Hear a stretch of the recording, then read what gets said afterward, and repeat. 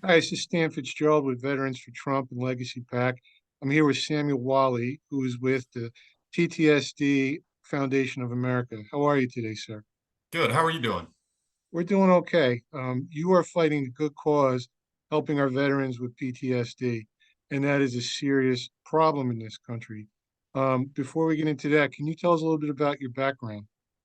My background, I am from Winder, Georgia, and I graduated high school in 2010, shipped off to the military, ended up going to airborne school, infantry school, ended up going to the 82nd Airborne in 2012, February, ended up deploying to Kandahar, Afghanistan, which after 4 months of combat operations in southern Kandahar, I ended up while on a combat patrol on foot in I can't even talk, June 6th, 10 o'clock in the morning, 2012. I ended up coming across a IED. It was remote control detonated off to the right of me, and I lost my right leg above the knee. My left leg is a limb salvage. It was supposed to be amputated. Luckily, I had really good doctors. Left arm, just below the elbow, was chopped off by a piece of shrapnel, and then traumatic brain injury, and then smaller wounds as I just had an ear surgery, and that's been ear surgery that's caused also from the IED blast. So then after that, I ended up doing 6 months inpatient at Walter Reed, which is in Bethesda, Maryland. After 6 months inpatient at Walter Reed, I did another 2 years of physical therapy at Walter Reed. Then at the end of 2014, finally got out of the military and started school at University of North Georgia, where I ended up getting my bachelor's degree in political science. And while I was in college was when I started working for the PTSD Foundation of America, just to have something to do a little extra while in college. And the foundation was very new in Georgia, and it was just getting kicked off the ground. And now it's came a long way. So that's pretty much. I had a brief period where I worked in politics, working for Congressman Doug Collins, and then went back to after that. I ended up coming back to the foundation to do work that I thoroughly enjoy, and I really do enjoy helping out other veterans, and that's still what I do today. And one of the things we did want to do, and we are a political organization, was get into helping veterans find help. And Congressman Collins, we love, by the way, when we did support him for Senate.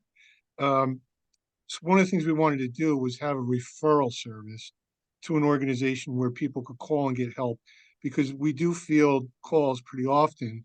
The founders of the organization get emails and calls from suffering people. So one of the things I noticed on your website was a helpline. Can you tell us a little bit about that? I'm sorry, I couldn't hear. Like I said, just had Oh, the I'm ear sorry. surgery. No, it's okay. I heard everything but the last part. Oh, the helpline on your website. One of the things we Yes. wanted to do with our National Veterans Group was steer people to a phone line where they could get help. Can you tell us a little bit about that part of your program? Yes, sir. That's our crisis line. So we have a 24/7 crisis line, and that is available for any combat veteran. And I want to specify that we do have other people call the line, but as far as our treatment facility, we only help out combat veterans. So that crisis line is meant for combat veterans struggling with post-traumatic stress. Usually, the crisis line is meant for exactly that, a crisis. These veterans that are probably homeless to the point of suicide, the point of having a gun in their mouth, possibly ODing on pills. It's usually, if they're calling that line, it's usually the last line they want to call. And like I said, that is a 24/7 line that our foundation has, and it goes around to every single employee. And all of our employees, at least in the majority of the people answering this phone, they're all combat veterans too.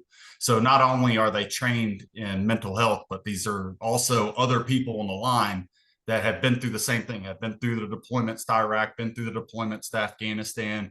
So it's also somebody that has a relation with that person calling on the phone, which makes our job a lot easier on helping save these veterans. And can you give us a broader picture of what the nonprofit does? Yes, sir. So PTSD Foundation of America, we have a place called Camp Hope out in Houston, Texas. It is a 120 bedroom treatment facility in Houston, Texas. We have doctors on staff. We bring these veterans to the VA. We have groups going on all the time, therapy groups. We have classes that they attend. They are extremely busy. The program lasts 6 months long. And yeah, 6 months is a lot longer than some other programs. This is completely cost free to the veteran. And that is all off of private donors. We have, Gray Star is one of our big donors, and we have a few other big ones that have helped us be able to do this to be cost free, because there aren't any other treatment facilities, with a nonprofit in the U.S. A lot are for profits. A lot charge these veterans. I got to deal with that all the time in this work. A lot of veterans try to go places and they're being told $10,000 a month to seek help, and these are guys. Some of these guys have done 6 tours, 7 tours, 20, 30 years in the military. They shouldn't have to pay for treatment for something that they did on behalf of the U.S. So it's completely cost-free. And even now, we're looking at getting these veterans, we're looking at being able to charge the VA to where that could possibly double our capacity of how many veterans we intake. If the VA starts being able to jump in and provide funding for these veterans. So yeah, that's the overview of Camp Hope. That's the bread and butter of what we do. But as far as locally in the state of Georgia, we do have groups. We work in pods with combat veterans who end up getting incarcerated. That is a big priority for us. Most of these guys that are desperately struggling with post-traumatic stress are in jail or in prisons, and they weren't saved in time, and they ended up doing something wrong, whether it be substance abuse and drugs, or whether it be, possibly something else. We end up getting in these pods and trying to help out the jails, have it a lower, what would it be, a lower I can't even say it, recidivism rate.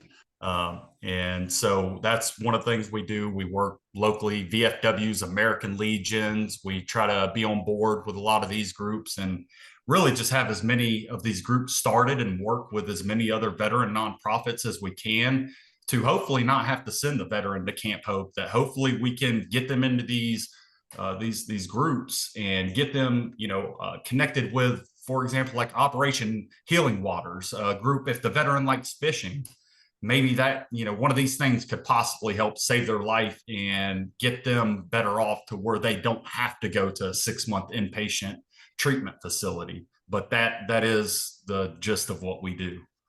You are certainly doing God's work, and we appreciate you and your service. Thank you, sir. At our group, we are a political organization, so obviously we can't work with the nonprofit the way we'd like to. But what we can do is we could put out some press for you and refer people to you. So how can people find your organization? PTSDUSA.org. And that has everything listed on the website, everything I've already said, the number of veterans we help. We try to be, with the nonprofit world, one of the number one things is being transparent. So our website has a lot of transparency. And just going to the website, it has the crisis line on there. Not just the crisis line, but also there's a section where you can look up your local chapter, whether it be Atlanta, where we are, or we have chapters across the U.S. We have Texas has 3 chapters: San Antonio, Dallas, and obviously Houston. We just started a Florida chapter. We're trying to move in other areas, but we can only grow with as much money as we have. So that's got everything that you need to know on it. PTSDUSA.org. Thank you again, Samuel, and thank you again for this great work. And reach out anytime. I'll text you some press we put out for you, and we'll talk to you again soon. Yes, sir. Thank you so much for having me. You're welcome. Bye-bye now.